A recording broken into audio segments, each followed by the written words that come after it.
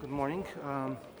We have just finished a very interesting informal working breakfast with the Foreign Minister of Ukraine, Mr. Kuleba, and we have discussed about the security situation in the Black Sea and around Ukraine, and I have expressed our deep concern about the Russian military build-up around Ukraine. I have exchanged some of the, I've shared some of the assessments I have discussed with Secretary Blinken last week in Washington during my visit to the United States. I've also expressed my support for the territorial integrity and sovereignty of Ukraine, and of course for the European integration efforts of Ukraine and the reform process in Ukraine.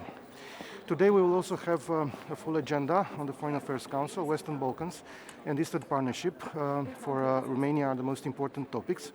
And on the Western Balkans, we continue a strategic discussion that we had at the level of the heads of state and government in Brdo during the summit, but also during the Foreign Affairs Council in May.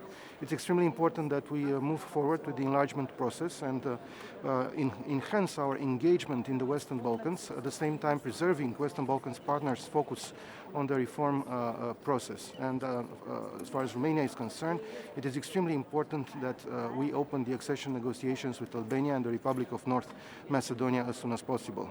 I will express also my concern about the security situation, in Bosnia and Herzegovina, and underline the importance of US-EU coordination in that regard. And I will also express strong support for the efforts of the EU Special Representative Lajčák in fostering a good climate for a constructive dialogue between Belgrade and Pristina. As far as the Eastern Partnership discussion with our colleagues from the Eastern Partnership countries during the ministerial over lunch, we will express our full support for the Eastern Partnership countries' European integration efforts, and we hope that we will have a good summit in December, a summit with credible and forward-looking concrete deliverables. It is important that the reform process continues, and it is very much supported in these countries by enhanced engagement of the European Union. It is also extremely important that the resilience of these countries be further consolidated.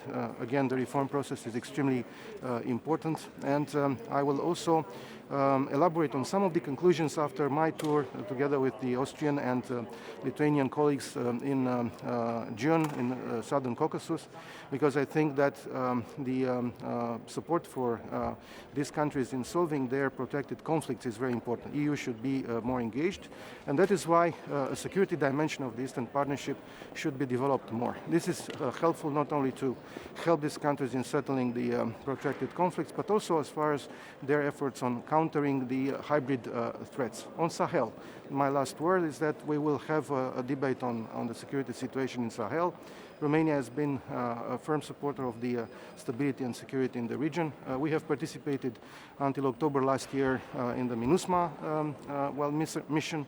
We have taken the decision to take part in the Takuba task force. We will enhance our participation in EUTM Mali, and we will discuss, of course, about the worrying possible conclusion of an agreement between the Malian authorities and the Wagner Group, and I will support sanctions if needed in that respect. Thank you so much. You were talking about Eastern Partnership countries. What can EU should offer to these countries to December ministerial? Well, I think it is important to have a very concrete, forward-looking and visionary joint declaration. It is important to start the discussion on this joint declaration as soon as possible.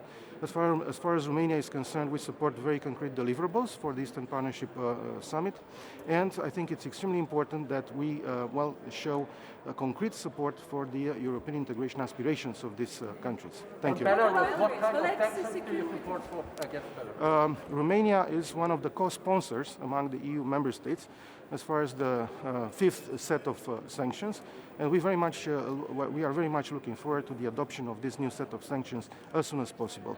And I will express today my full solidarity with my colleagues from the countries affected by this weaponization of migrants, with Poland, with Lithuania, with Latvia, because this kind of behavior from the Lukashenko regime is unacceptable. Thank you. Their efforts on countering the hybrid Romania has been a firm supporter of the until October last year in the USMA mission. We have taken the decision to take part in the task force to enhance our participation, possible conclusion of an agreement between the Malian. You were talking about what can EU should offer? As far as